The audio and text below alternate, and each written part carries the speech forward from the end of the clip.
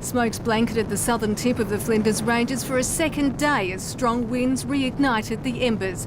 So far, the fire's scorched almost 8,000 hectares. There have been no confirmed stock losses or property damage, but it's come to within metres of homes, including Brenton and Diane Stevens. It is hard looking on from the town, not knowing what's happening to your husband.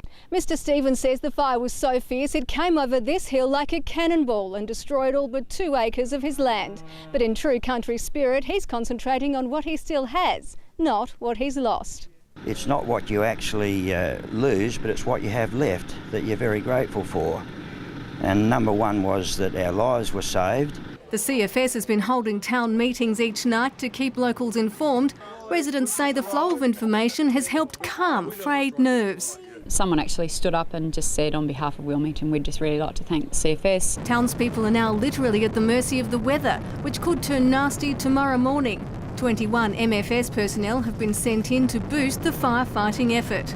We don't evacuate. There are safe refuge sites in Wilmington, in particular the school. It's still not known what sparked the blaze. Sharon Smith, 7 News.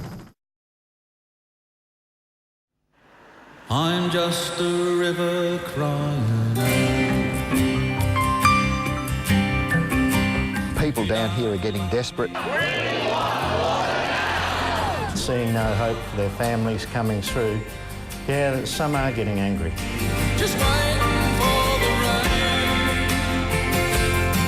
rain. The lower lakes here are treated like a third world country. The sense of everything dying is the hardest bit to take. It's a national disaster, 100 years in the making. A sense almost that you're letting the side down a bit, that all those that worked before you, and then you're the one that has to pull the plug on it. I've done all I can. For 5 generations, Bill Varco's family has bred dairy cattle on this property near Clayton on the shores of Lake Alexandrina in South Australia's Lower Lakes region. But Bill will be the last. His place is now up for sale. You ask yourself, what if you'd done something differently, or you'd applied yourself more diligent in this area or that area? Perhaps you could have pulled things through. There's always that second guessing and that wondering. He doesn't want or expect sympathy and insists there are others worse off than he is. When you drive out the gate for the last time, what's going to be the hardest thing about leaving this property? It's leaving your life and that of your family and the generations that went before you. This region, including the Coorong, was made internationally famous 30-odd years ago in the movie Storm Boy. Mr. Percival! Back then, its unique sea and freshwater landscape and abundant bird life captured imaginations all over the world. It's breathtaking scenes like this which have turned into this, that record the truth of what South Australians as a whole community are facing. And while Mr. Percival is long gone, so are many of his descendants. But pelicans aren't the only casualties. Look, there's one. Paul Jude is head teacher at the local school. For months, he and his students have been rescuing turtles in the freshwater wetlands at Clayton. We're seeing them stressed, we're seeing them with this coral growth on their shells, and we need to take them out of that salty environment and give them a chance at survival. They're plagued by a saltwater parasite that normally latches onto hard fixtures like jetties. It closes over their shells, eventually killing them. There's an innocence about the turtle, and people tend to feel sorry for a turtle, this defenceless creature. If they're being damaged by, well, humans' influence, I think it's a really powerful message. The Lower Lakes region of South Australia is dying too, and threatens to take entire communities along with it. Winter has brought much-needed rain into the creeks and wetlands that feed into the Lower Lakes, but it isn't enough. And unless something is done now, locals worry this summer could be the last for Lake Alexandrina. We don't want to contemplate that. That is just the worst thing that could happen to those lakes. But yeah, to be real, that could happen. Kim McHugh has been Mayor of Alexandrina for 16 years. Uncharacteristically, he gets choked up when faced with what's in store for the lower lakes and Goolwa. It's just devastating what it's doing to people, to people's lives, to their families, people having to sell up, people having to put off staff. This is a problem for all South Australians and certainly a fair proportion of Australians as well. So it's a small community, it's a big fight.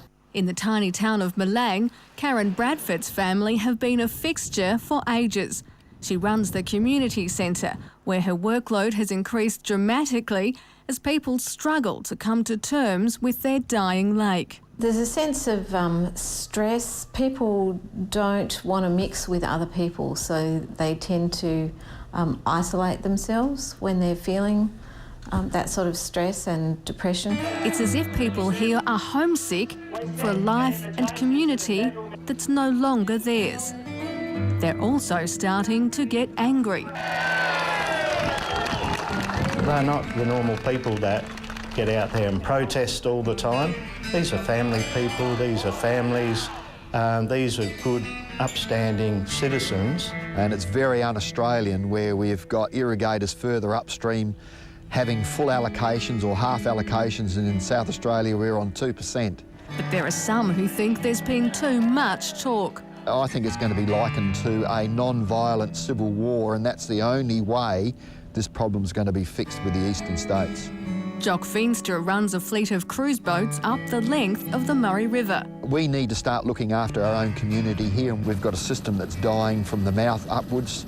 There's Coorong, Lower Lakes and the Lower Murray up to Blanchetown. There's a warning for those further up the Ailing River system. It is a cancer, it spreads, and people further up say, well, it's not going to get to us. But if it's allowed to go and if the over-allocation is allowed to continue, we'll see the whole river system in South Australia pretty well unusable. If the cause is simple, so is the cure. These people desperately want the federal government to step in and take over water allocation along the length of the river. There's no alternative, really. We can't go on as we are. We're going to kill the entire system. Just a river crying. But the worst part is, people down here know their future is out of their hands. When you're on the end of the line, as we are, and you're seeing what the impact of a fair bit of complacency and self-interest is having on communities like Malang and people like us, it's hard not to get a bit upset, a bit angry.